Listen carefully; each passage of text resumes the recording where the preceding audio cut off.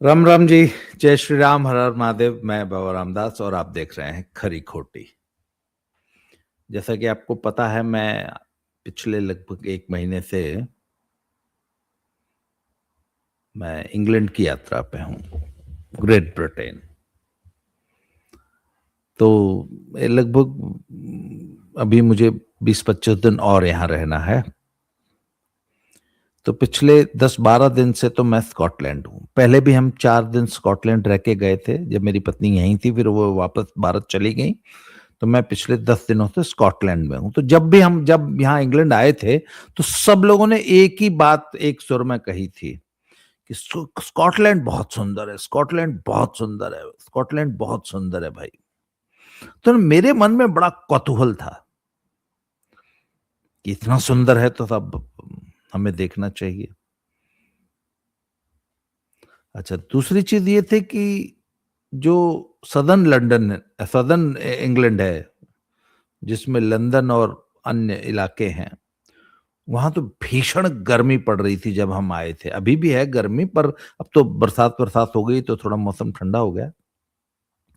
तो वहां न सिर्फ भीषण गर्मी थी, जब बल्कि भीषण सूखा था, अकाल की स्थिति थी। वहां सरकार ने जगह जगह लिख के लगा रखा था कि भैया, हाँ, इस भीषण सूखे में, अकाल में हम किसी तरह अपने पेड़ पौधों को जिंदा रख रहे हैं। जहां देखो वहां सूखी घास थी। मतलब यहां तक कि जो बकिंगम पैलेस का भी जो लॉन था ना, वो भी सूख के एकदम पीला पड़ चुका था। जहां देखो, मतलब पूरे सदर्न इंग्लैंड में, दक्षिणी इंग्लैंड में जहां देखो वहां सूखी घास नजर आती थी। मुझे याद है जिस दिन मैं यहां आया हूं लंदन से ग्लासगो, तो मैंने यहां के लिए बस पकड़ी हीथ्रो एयरपोर्ट से। तो हीथ्रो एयरपोर्ट पे मुझे बस मेरी लगभग 40 मिनट लेट हो गई थी। तो लगभग मुझे 1 घंटा हीथ्रो एयरपोर्ट पे इंतजार करना पड़ा। और इतनी गर्मी थी कि पसीने से लथपथ हुआ जा रहा था, सब लोग परेशान थे, इतनी भीषण गर्मी थी। हालांकि तापमान मुश्किल से 32 डिग्री था, पर भैया इंग्लैंड वालों के लिए तो 32 डिग्री भी एकदम अनबियरेबल होती है। उसका एक कारण है, एसी और कूलर तो छोड़ दो, इनके पास पंखे तक नहीं है। कहीं किसी जगह भी पंखा शब्द है ही नहीं। तो जहां पंखा भी नहीं होगा और 32, 34, 38 डिग्री तक भी टेम्परेचर गया है इस बार, तो वहां गर्मी तो लगेगी। पर जहां पंखा था, छाया में बैठ जाओ या खुली हवा में बैठ जाओ, हवा खूब चलती है, तो कोई गर्मी गर्मी नहीं थी। सिंपल पंखा भी चला लो तो कोई गर्मी नहीं थी। पर जिसके बाद पंखा तक नहीं, उसको तो गर्मी लगेगी। और पंखे की हालत थी कि मेरे जो होस्ट थे, वो टेस्को में काम करते हैं, वो बता रहे थे कि टेस्को ने पिछले कुछ दिनों में 1 मिलियन, मतलब 10 लाख पंखे इंपोर्ट किए थे और वो एक हफ्ते में बिक गए। और पूरे लंदन में पंखा ही नहीं मिल रहा था, टेबल फैन, ये हालत थी। खैर साहब, तो इतनी भीषण गर्मी में पसीने से लथपथ मैंने बस पकड़ी। बस एसी थी तो चलिए आराम से आ गए। मैं जब वहां से मैं आया था, वो कौन सा शहर है बर्मिंघम के बगल में, वहां 2 दिन रुका और फिर मैं ग्लासगो चला आया बाय ट्रेन। तो ग्लासगो जो है स्कॉटलैंड में पड़ता है, और यहाँ पे तापमान जो है हमेशा लंदन की तुलना में 7-8 डिग्री 10 डिग्री तक नीचे रहता है। और उसका एक कारण है, जहां लंदन एकदम सूखा था, पीली घास थी सूखी हुई, पूरा का पूरा स्कॉटलैंड हरा भरा है, क्योंकि यहां रोज बारिश होती है। तो जहां रोज बारिश होगी वहां मौसम भी ठंडा होगा और हरा भरा भी होगा। तो आधे रास्ते में जब आप पहुंचते हैं तो हरा भरा स्कॉटलैंड आपको दिखना शुरू हो जाता है। और यहां तो भैया जैकेट पहननी पड़ती है, गर्म पजामा और जैकेट पहन के रखते हैं। अच्छा, सामान्य मौसम में, और भगवान न करे अगर हवा चल पड़े तो ठंडी हवा होती है, बहुत परेशान करती है वो ठंडी हवा। तो मैंने कहा यार गर्मियों की ठंडी हवा अगर इतनी परेशान कर रही है तो सर्दियों में क्या, बोल सर्दियों में तो मार देती है।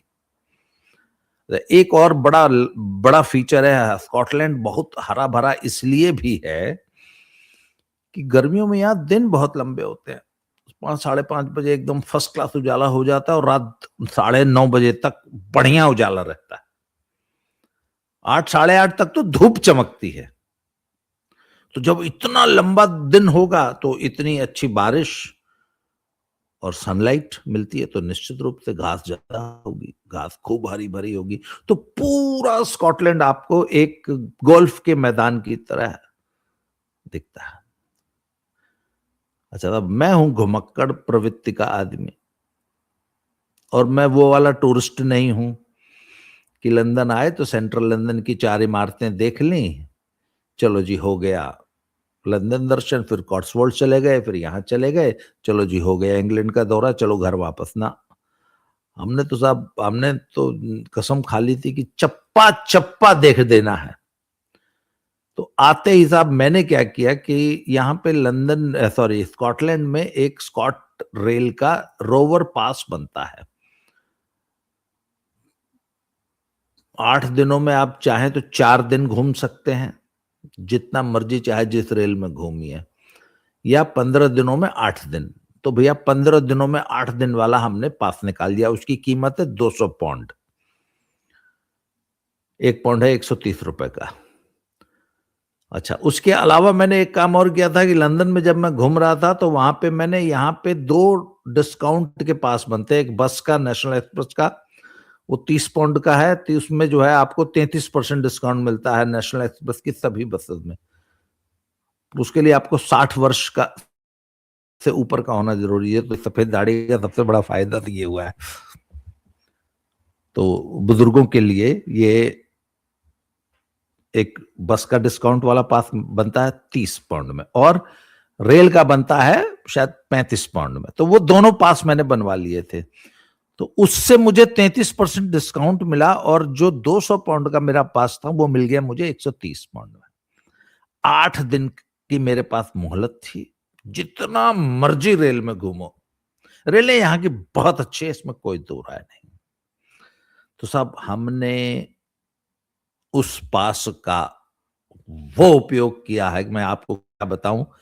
मतलब मैं आपको एक स्क्रीनशॉट दिखाता हूं, चलिए ये देखिए।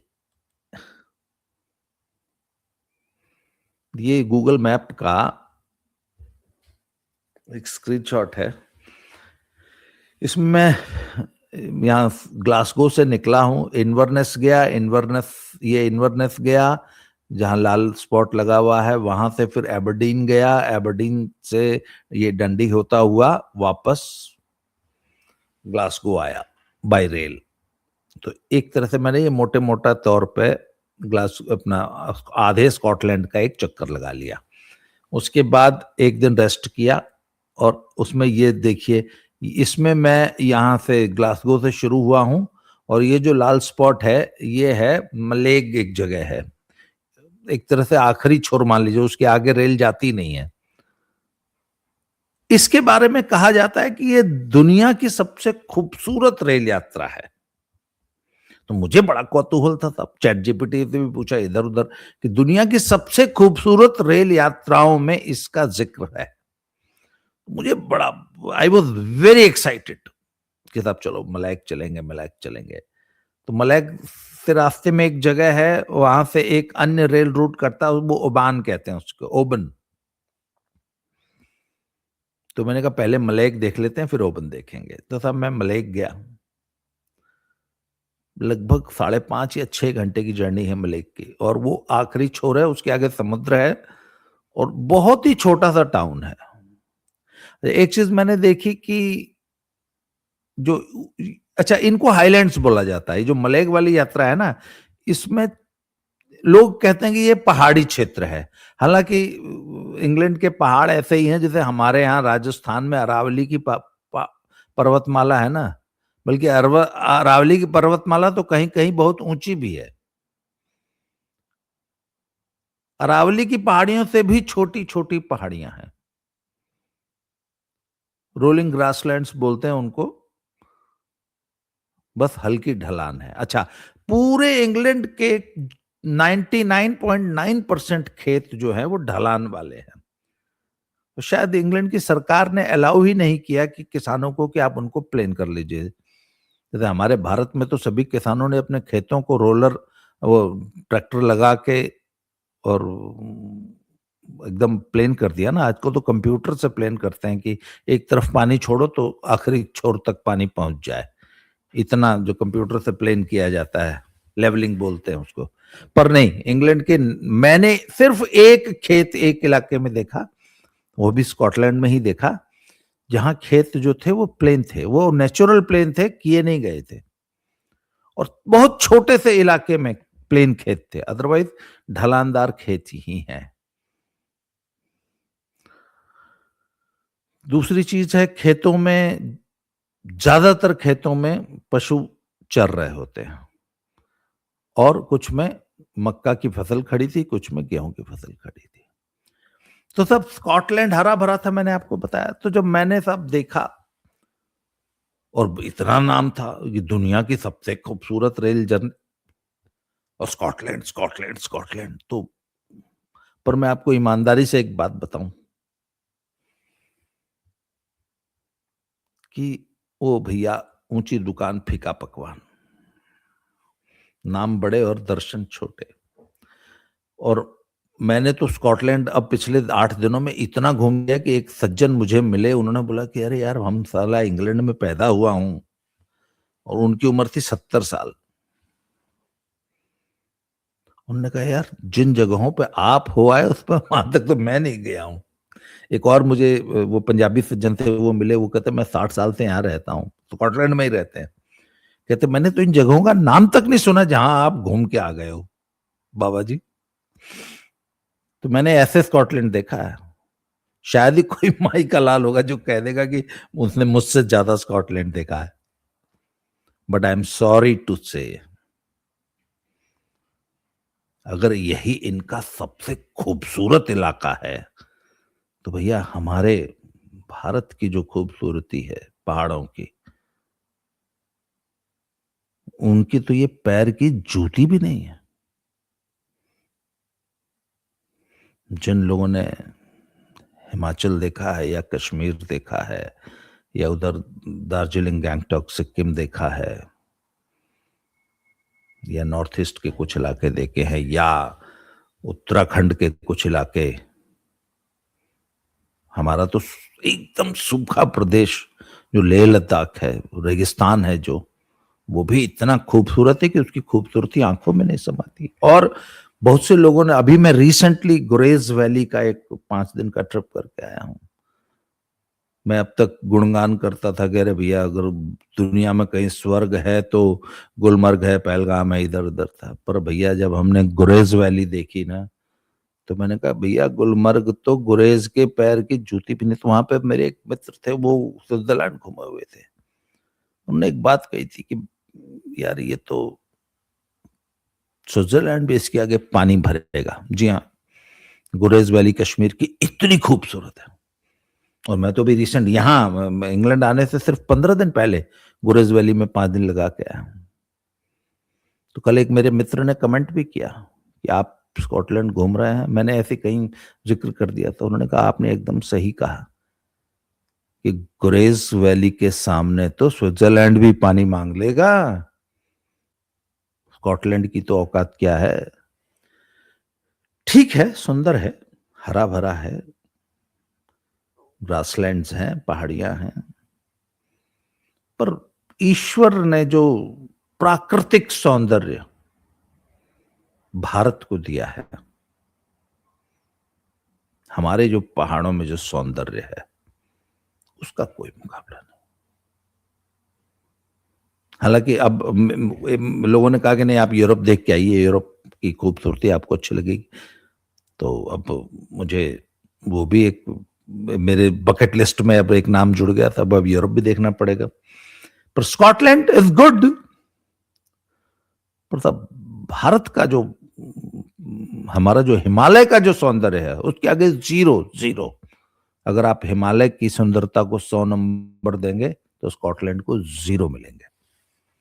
फिर भी पर ये इनकी एक ही खासियत है भैया, इन्होंने अपनी हर चीज को संभाल के रखा है और बेहद खूबसूरत बना के रखा है। एक चीज मैंने देखी कि हर गांव, हर कस्बे, हर शहर, हर इलाके में एक काउंसिल है, एक व्यवस्था है। वही तय करती है कि मकान का डिजाइन क्या होगा, कैसे होगा, कौन मकान बनाएगा, कैसे बनाएगा, कहां से सड़क निकलेगी, कहां मकान बनेगा, कहां नहीं बनेगा, वो मकान कैसा होगा, कितना बड़ा होगा, उसका नक्शा पास होगा और उसका डिजाइन क्या होगा। आप कहीं पर भी चले जाइए पूरे इंग्लैंड में, हर गांव का एक अलग वास्तुशिल्प है, अलग डिजाइन है घर का। वही रंग रोगन, वही साज सज्जा, घर के बाहर की साज सज्जा वही रहेगी। किसी का घर छोटा हो सकता है, किसी का बड़ा हो सकता है, वो चलेगा, परंतु जो डिजाइन है, जो वास्तुशिल्प है, जो वास्तुकला है, जो कलर्स, वो पूरे शहर की एक ही रहेगी। हर अच्छा, ये भी नहीं कि आप लंदन वाला शिल्प जो है यहां ले आए ना, इस गांव में जो है वो ही चलेगा। आप लंदन वाला कलर कॉम्बिनेशन या वो वाला डिजाइन नहीं बना सकते। आप अपने घर में कोई चेंज नहीं कर सकते। अगर आपको कोई भी चेंज करना है तो काउंसिल से परमिशन लेनी पड़ेगी। कुछ भी घटाना बढ़ाना है तो काउंसिल से परमिशन लेनी पड़ेगी। बाहरी साज सज्जा तो चेंज हो ही नहीं सकती, अंदर आप बेशक तोड़ फोड़ करके कुछ नया बना लें जो कि बाहर से दिखाई न दे।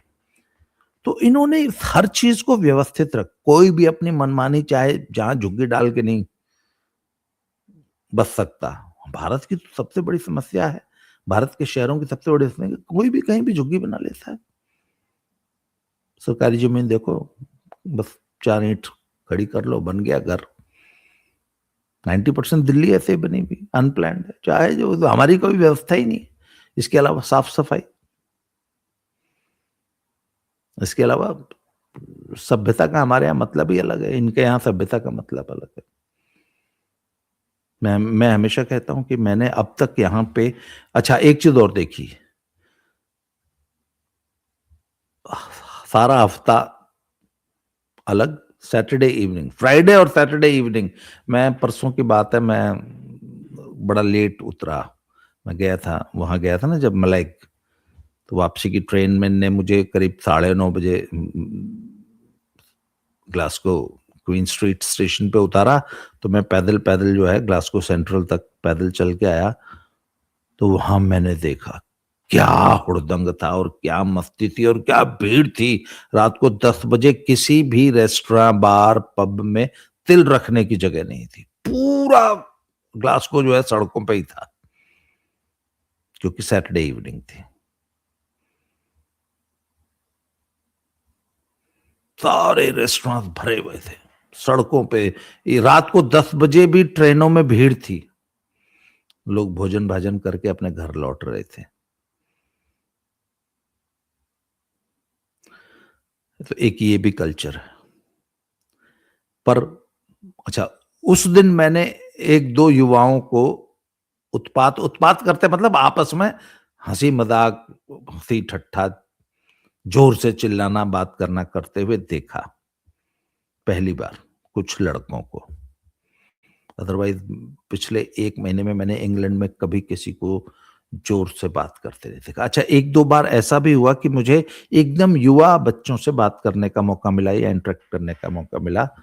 या एक बार वो मैं स्टेशन से जब बाहर निकल रहा था तो वो मेरा टिकट एक्सेप्ट नहीं कर रही थी मशीन, और वहां पे जैसे हमारे यहाँ मेट्रो में खुलता है तब आप बाहर निकलते हैं ना, वो निकल रहा था। तो एक बच्चे ने, एक 15-16 साल का किशोर था, उसने मेरी मदद की। वो आपस में बच्चे मस्ती कर रहे थे, पर जब उन्होंने मुझसे बात की तो they were extremely polite and respectful. जैसे हम लोग के दिमाग में एक इमेज थी ना कि बच्चे बड़े राउडी होते हैं या बच्चे बड़े रूड होते हैं, यहाँ के बच्चे बहुत, पर नहीं, सच्चाई ये है कि बच्चे बहुत ज्यादा सुसंस्कृत हैं। और जैसा कि मैंने कहा कि मैं इतना घूम दिया हूं, अब तक मुझे सिर्फ एक जोड़ी एक कपल ऐसा मिला यंग, जो कि थोड़ा सा पब्लिकली अफेक्शन एक दूसरे के प्रति शो कर रहे थे। गुड बाय किसेस तो एक आध देखने को मिल जाती है। एक बार मैं स्टेशन पे था तो एक एक व्यक्ति अपनी पत्नी को या जो भी उनकी पार्टनर थी उनको रिसीव करने आया था, तो वो गले मिले, उन्होंने एक दूसरे को किस किया, ये सीन तो दिखा। It was a normal welcome किस। अदरवाइज बिल्कुल भी पब्लिकली इंटीमेसी शो करने वाला, अफेक्शन शो करने वाला कोई दृश्य मुझे अब तक इंग्लैंड में देखने को नहीं मिला है।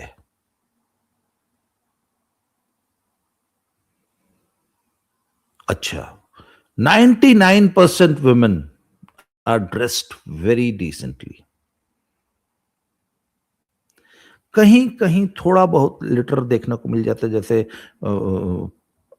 पानी पी के या कोल्ड ड्रिंक पी के, बियर पी के किसी ने कहीं कैन फेंक रखा हो। पूरे शहर में कोई एक आध दो चार चीज होते हैं, कहीं कहीं सिगरेट के बट्स दिखाई दे जाते हैं, अदरवाइज पूरा शहर साफ सुथरा होता है। तीसरी एक चीज है कि इन्होंने अपनी पुरानी इमारतों को, जो पुरानी विरासत है, उसको बहुत संभाल के रखा है। बट अगेन मैं आपसे एक बात कहता हूं, जैसे एक बहुत ही अद्भुत शहर है एडिनबरा। एडिनबरा में हजारों हजारों पुरानी इमारतें हैं, और बाकी हर शहर में है, हर गांव में है, हर कस्बे में है, बहुत पुरानी इमारतें हैं। पर जितने पूरे इंग्लैंड में होगी ना, उतनी तो हमारे अकेले राजस्थान के 4 जिले शेखावटी में होंगे। और ये देखेंगे तो शर्मा जाएंगे, ऐसी ऐसी इमारतें हैं हमारे शेखावटी में, ऐसे ऐसे किले हैं, ऐसे ऐसे हमारे पास मंदिर हैं। हाँ, पर यह है कि उनकी वो संभाल देख रेख हमारी सरकार या हमारा समाज नहीं करता, जो इन्होंने संभाल के रखी है। तो इन्होंने एक उन्नत राष्ट्र बनाया है और उसे संभाल के रखा है, उसे साफ सुथरा रखा है, उसे सहेज के रखा है, ये तो मानना पड़ेगा। परंतु प्राकृतिक सौंदर्य जो ईश्वर ने भारत को दिया है, हाँ, उसको हमने गंदा कर दिया, वो अलग चीज है। अच्छा, पर एक बात और है, मैं कल एक इतिहास की ऐसे एक वीडियो देख रहा था, तो उसमें बताया गया कि ये जो आज बहुत ज्यादा साफ सुथरे ये इनके जो शहर कस्बे गांव दिख रहे हैं ना, हमेशा ऐसे नहीं थे। एक जमाना था कि ये भी हमारे जैसे ही थे, जैसा आज का भारत है। कुछ साल पहले, कुछ साल मतलब 100 साल पहले, ये भी ऐसे ही गंदे बंदे थे। मोदी जी भी कहते हैं कि बड़े बड़े उन्नत सिंगापुर जैसे शहरों को भी 25 साल लगे थे सुधरने में। तो हमारा तो दुर्भाग्य है कि हमारी सरकारों ने इसके बारे में ना कभी सोचा ना काम किया। कम से कम अब भारत ने इस पे सोचना तो शुरू किया है। स्मार्ट सिटी जैसा एक कॉन्सेप्ट चाहे अभी कागजों में ही है, उसको इम्प्लीमेंट करना बहुत मुश्किल है, पर कम से कम चलो किसी ने सोचना तो शुरू किया है। तो अगर आज सोचना शुरू किया है, आज सन 2026 में, तो हो सकता है 2050-60 तक हम भी एक उन्नत राष्ट्र हो जाए, या हम भी सब कुछ बना लें, ठीक ठाक कर लें। तो मैं सोचता था कि यार उस दिन को देखने के लिए मैं जीवित तो नहीं रहूंगा, तो जिस दिन भारत भी ऐसा ही साफ सुथरा हो जाएगा, उस दिन भारत कैसा लगेगा।